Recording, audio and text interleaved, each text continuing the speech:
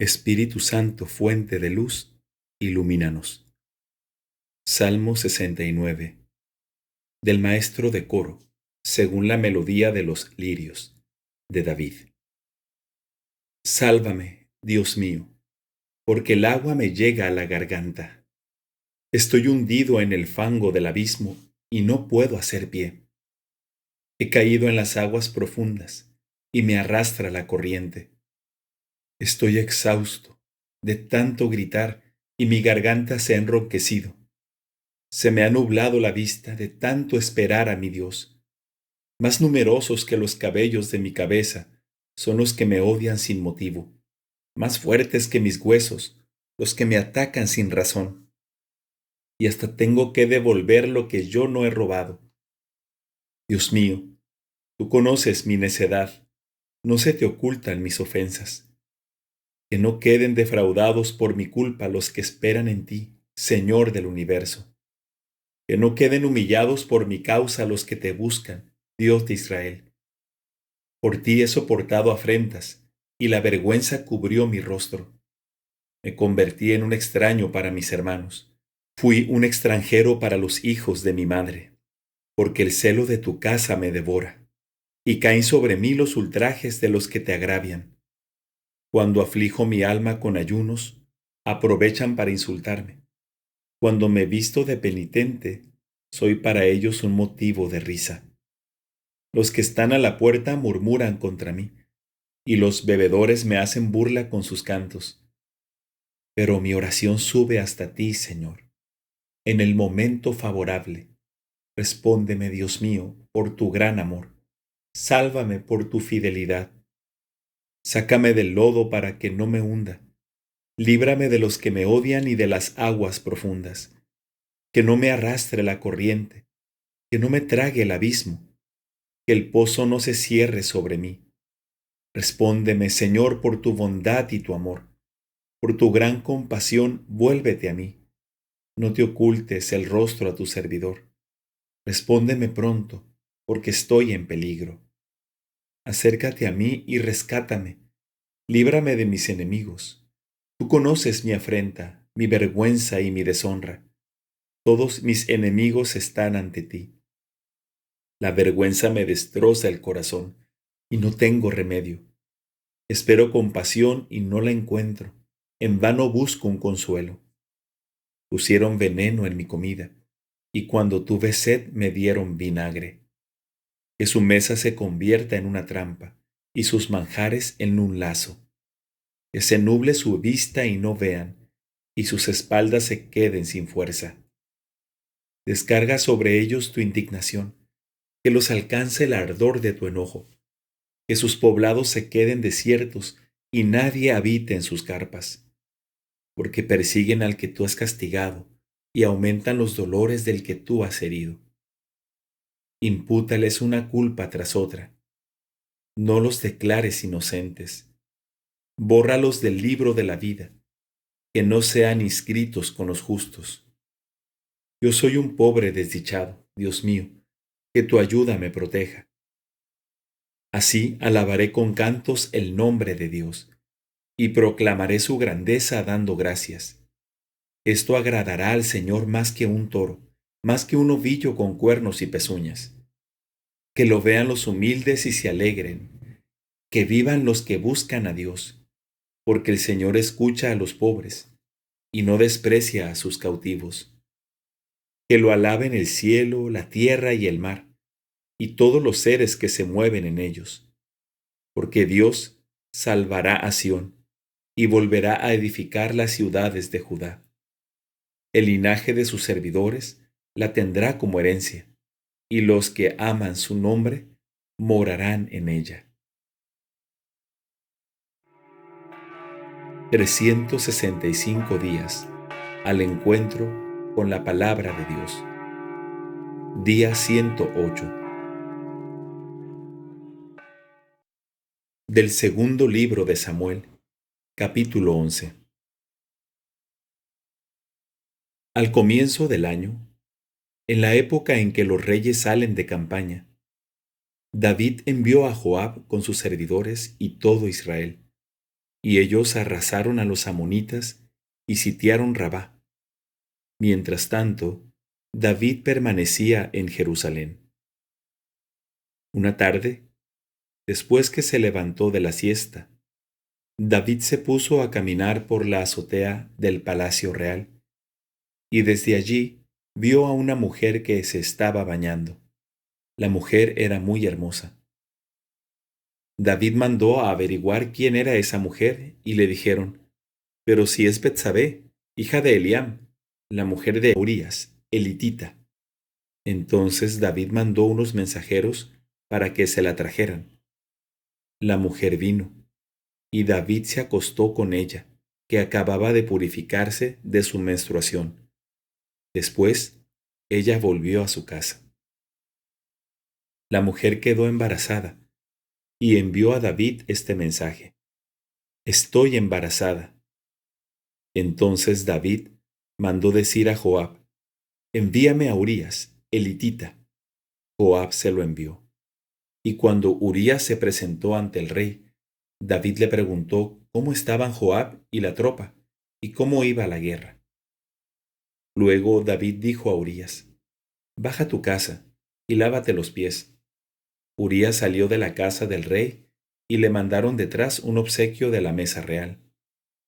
Pero Urías se acostó a la puerta de la casa del rey junto a todos los servidores de su señor, y no bajó a su casa. Cuando informaron a David que Urías no había bajado a su casa, el rey le dijo: «Tú acabas de llegar de viaje.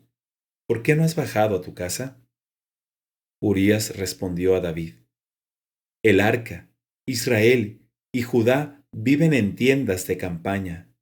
Mi señor Joab y los servidores de mi señor acampan a la intemperie, y yo iré a mi casa a comer, a beber y a acostarme con mi mujer.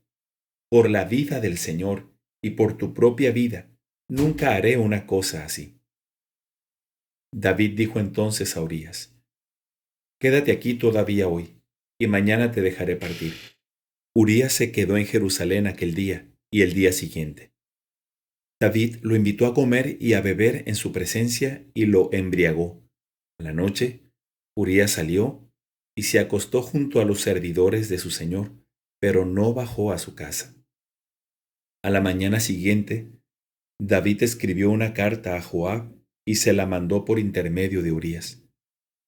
En esa carta había escrito lo siguiente: «Pongan a Urías en primera línea, donde el combate sea más encarnizado, y después déjenlo solo, para que sea herido y muera».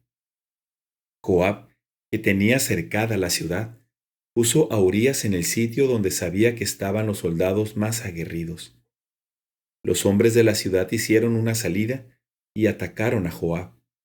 Así cayeron unos cuantos servidores de David, y también murió Urías, elitita.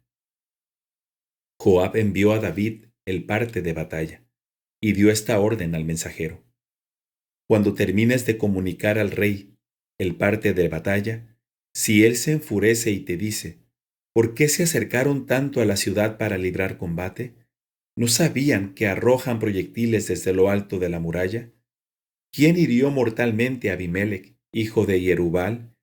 ¿No fue una mujer la que le arrojó una piedra de molino desde lo alto del muro, y así murió en Tebes?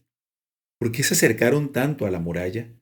Entonces tú le dirás: «También ha muerto tu servidor Urías, elitita». El mensajero partió y fue a comunicar a David todo lo que Joab le había mandado decir. El mensajero dijo a David: «Esa gente logró sacarnos ventaja.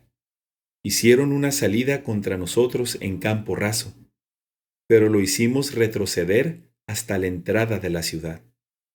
Entonces los arqueros dispararon contra tus servidores desde lo alto del muro, y murieron unos cuantos servidores del rey. También murió tu servidor, Urías, elitita». David respondió al mensajero: «Esto es lo que dirás a Joab: no te preocupes por lo que ha sucedido. La espada devora hoy a este y mañana a aquel. Intensifica el ataque contra la ciudad y destrúyela. Así le devolverás el ánimo». Cuando la mujer de Urías se enteró de que su marido había muerto, estuvo de duelo por él. Cuando dejó de estar de luto, David mandó a buscarla y la recibió en su casa. Ella se convirtió en su esposa y le dio un hijo. Pero lo que había hecho David desagradó al Señor. Del segundo libro de Samuel, capítulo 12. Entonces, el Señor le envió al profeta Natán. Él se presentó a David y le dijo: Había dos hombres en una misma ciudad, uno rico y el otro pobre. El rico tenía una enorme cantidad de ovejas y de bueyes. El pobre no tenía nada, fuera de una sola oveja pequeña que había comprado. La iba criando y ella crecía junto a él y a sus hijos. Comía de su pan, bebía de su copa y dormía en su regazo. Era para él como una hija. Pero llegó un viajero a la casa del hombre rico, y éste no quiso sacrificar un animal de su propio ganado para agasajar al huésped que había recibido. Tomó en cambio la oveja del hombre pobre, y se la preparó al que le había llegado de visita. David se enfureció contra aquel hombre y dijo a Natán: Por la vida del Señor, el hombre que ha hecho eso merece la muerte. Pagará 4 veces el valor de la oveja por haber obrado así y no haber tenido compasión. Entonces Natán dijo a David: Ese hombre eres tú. Así habla el Señor, el Dios de Israel. Yo te ungí rey de Israel y te libré de las manos de Saúl. Te entregué la casa de tu Señor y puse a sus mujeres en tus brazos. Te di la casa de Israel y de Judá, y por si esto fuera poco, añadiría otro tanto y aún más. ¿Por qué entonces has despreciado la palabra del Señor, haciendo lo que es malo a sus ojos? Tú has matado al filo de la espada a Urías, el hitita. Has tomado por esposa a su mujer, y a él lo has hecho morir bajo la espada de los amonitas. Por eso, la espada nunca más se apartará de tu casa, ya que me has despreciado y has tomado por esposa a la mujer de Urías, el hitita. Así habla el Señor: Yo haré surgir de tu misma casa la desgracia contra ti. Arrebataré a tus mujeres ante tus propios ojos y se las daré a otro, que se acostará con ellas en pleno día. Porque tú has obrado ocultamente, pero yo lo haré delante de todo Israel y a la luz del sol. David dijo a Natán: He pecado contra el Señor. Natán le respondió: El Señor, por su parte, ha borrado tu pecado. No morirás. No obstante, porque con esto has ultrajado gravemente al Señor, el niño que te ha nacido morirá sin remedio. Y Natán se fue a su casa. El Señor hirió al niño que la mujer de Urías había dado a David, y él cayó gravemente enfermo. David recurrió a Dios en favor del niño, ayunó rigurosamente y cuando se retiraba por la noche se acostaba en el suelo. Los ancianos de su casa le insistieron para que se levantara del suelo, pero él se negó y no quiso comer nada con ellos. Al séptimo día, el niño murió. Los servidores de David no se atrevían a darle la noticia porque se decían: si cuando el niño estaba vivo le hablábamos y no nos escuchaba, ¿cómo le vamos a decir que el niño está muerto? Es capaz de hacer un disparate. Pero David advirtió que sus servidores hablaban sigilosamente entre ellos y comprendió que el niño había muerto. Entonces les preguntó: ¿Ha muerto el niño? Y ellos le dijeron: Sí, está muerto. David se levantó del suelo, se bañó, se perfumó y se cambió de ropa. Luego entró en la casa del Señor y se postró. Una vez que volvió a su casa, pidió que le sirvieran de comer y comió. Sus servidores le dijeron: ¿Qué modo de proceder es este? Cuando el niño estaba vivo ayunabas y llorabas, y ahora que él ha muerto, te levantas y te pones a comer. Él respondió, mientras el niño vivía, yo ayunaba y lloraba pensando, ¿quién sabe? A lo mejor el Señor se apiada de mí y el niño se cura. Pero ahora que está muerto, ¿para qué voy a ayunar? ¿Acaso podré hacerlo volver? Yo iré hacia él, pero él no volverá hacia mí. David consoló a Betsabé, su mujer, y se unió a ella. Ella concibió y dio a luz un hijo, al que llamó Salomón. El Señor lo amó. Y por medio del profeta Natán, mandó ponerle el sobrenombre de Yedidiá, que significa amado del Señor, conforme a la palabra del Señor. Joab atacó a Rabá de los amonitas y tomó la ciudad real. Luego envió mensajeros a David para decirle, acometí contra Rabá y conquisté también la ciudad de las aguas. Ahora reúne el resto del ejército y acampa contra la ciudad para tomarla. No sea que la tome yo y se llame con mi nombre. David reunió todo el ejército. Fue a Rabá, la atacó y la tomó. Después David tomó la corona de la cabeza del dios Milcón y comprobó que pesaba un talento de oro. La corona tenía una piedra preciosa que fue colocada sobre la frente de David. Él se llevó también de la ciudad un enorme botín. En cuanto a la población, la hizo salir de la ciudad, la obligó a trabajar con sierras, con picos de hierro y hachas, y la empleó en los hornos de ladrillos. Lo mismo hizo con todas las ciudades de los amonitas. Luego David y todo el ejército se volvieron a Jerusalén.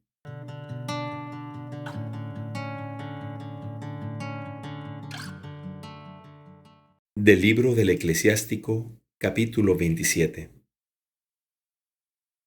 Muchos han pecado por amor a las ganancias, y el que busca enriquecerse hace como quien no ve.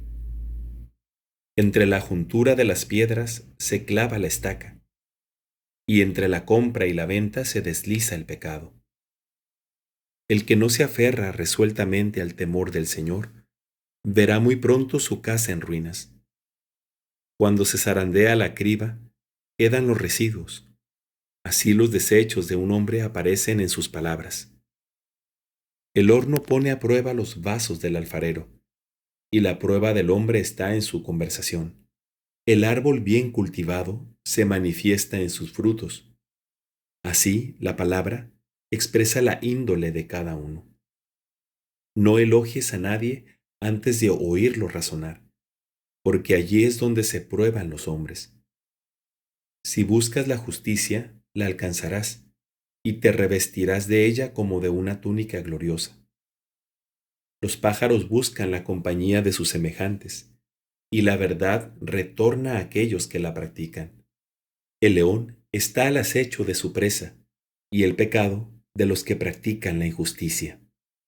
La conversación del hombre bueno es siempre sabia, pero el insensato es variable como la luna.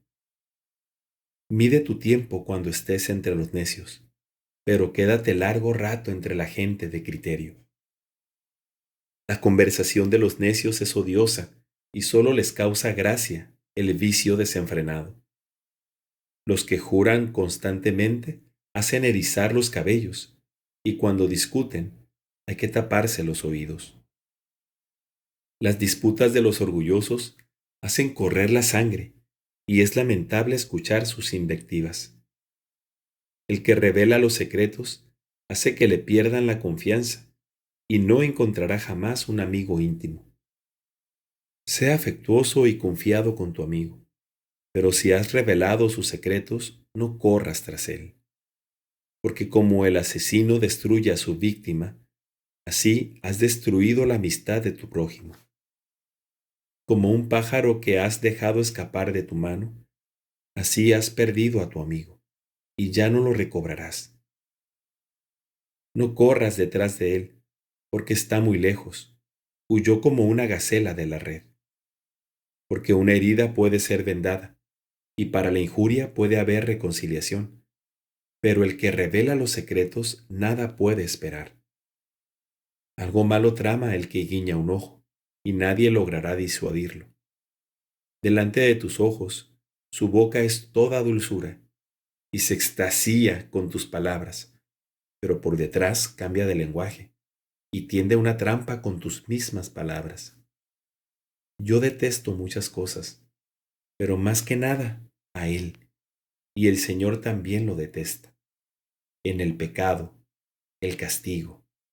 El que tira una piedra hacia arriba, la tira sobre su cabeza, y un golpe traicionero hiere también al que lo da.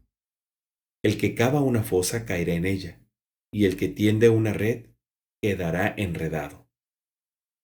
El mal que se comete recae sobre uno mismo, sin que se sepa siquiera de dónde proviene. Sarcasmos e insultos son propios de los soberbios, pero el castigo los acecha como un león. Caerán en la red los que se alegran de la caída de los buenos, y el dolor los consumirá antes de su muerte. También el rencor y la ira son abominables, y ambas cosas son patrimonio del pecador. Del libro del Eclesiástico, capítulo 28. El hombre vengativo sufrirá la venganza del Señor, que llevará cuenta exacta de todos sus pecados. Perdona el agravio de tu prójimo, y entonces cuando ores, serán absueltos tus pecados. Si un hombre mantiene su enojo contra otro, ¿cómo pretende que el Señor lo sane? No tiene piedad de un hombre semejante a él y se atreve a implorar por sus pecados. Él, un simple mortal, guarda rencor. ¿Quién le perdonará sus pecados? Acuérdate del fin y deja de odiar. Piensa en la corrupción y en la muerte y sé fiel a los mandamientos. Acuérdate de los mandamientos y no guardes rencor a tu prójimo. Piensa en la alianza del Altísimo y pasa por alto la ofensa. Evita los altercados y pecarás mucho menos, porque el hombre iracundo enciende las disputas. El pecador siembra la confusión entre los amigos y crea división entre los que vivían en paz. El fuego arde según el combustible, y la disputa se enciende en la medida del empecinamiento. Según sea su fuerza, será la furia de un hombre, y según su riqueza, dará libre curso a su ira. Una discordia repentina enciende un fuego, y una disputa precipitada hace correr la sangre. Si soplas una chispa, se inflama; si le escupes encima, se extingue. Y ambas cosas salen de tu boca. Maldice al murmurador y al de lengua doble. Ellos han arruinado a mucha gente que vivía en paz. La lengua triple ha hecho tambalear a muchos y los dispersó de nación en nación. Ella arrasó ciudades fortificadas y echó por tierra casas de potentados. Hizo repudiar a mujeres valerosas y las privó del fruto de sus trabajos. El que le presta atención no encuentra más descanso y ya no puede vivir en paz. Un golpe de látigo deja una marca, pero un golpe de lengua quiebra los huesos. Muchos han caído al filo de la espada, pero son menos que los caídos a causa de la lengua. Feliz el que está al resguardo de ella y no ha quedado expuesto a su furor, el que no ha tirado de su yugo ni ha sido atado a sus cadenas, porque su yugo es un yugo de hierro y sus cadenas son cadenas de bronce. Muerte funesta es la que inflige, y es preferible el abismo a una lengua así. Pero ella no tiene poder sobre los hombres buenos, y ellos no se quemarán en sus llamas. Los que abandonan al Señor serán sus víctimas. Ella los abrazará sin extinguirse. Se lanzará sobre ellos como un león y los destrozará como una pantera. Por eso, rodea tu posesión con un cerco de espinas. Guarda bien tu plata y tu oro. Fabrícate una balanza y una pesa para tus palabras, y una puerta y un cerrojo para tu boca. Presta atención, no sea que resbales a causa de la lengua y caigas ante los que acechan.